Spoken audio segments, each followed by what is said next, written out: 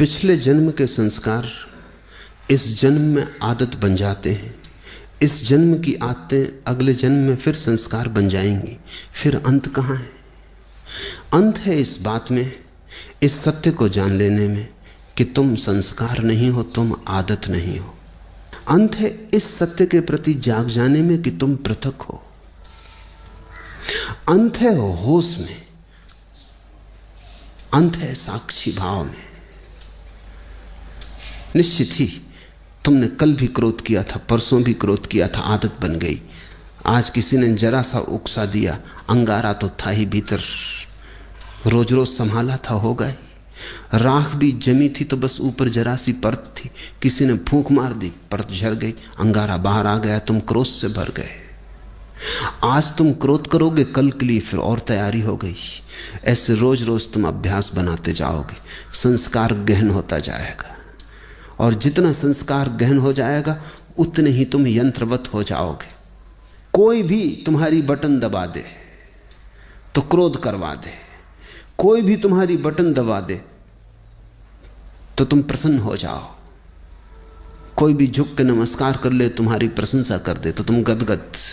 कोई जरा गाली दे दे तो तुम जार जार। तुम यंत्रवत हो जाओगे और बटने लोगों को पता हो जाती।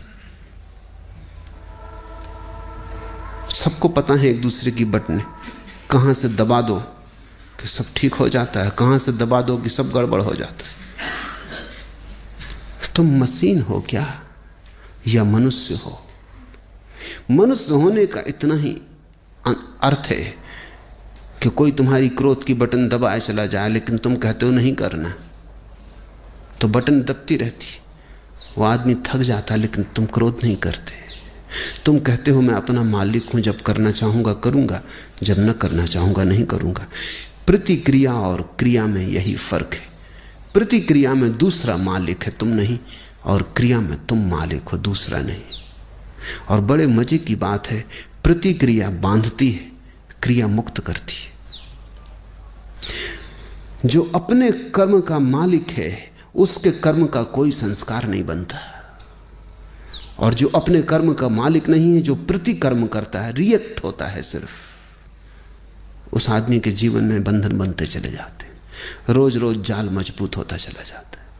आखिर में तुम पाते हो तुम तो बचे ही नहीं, आदतों का एक ढेर, मुर्दा ढेर।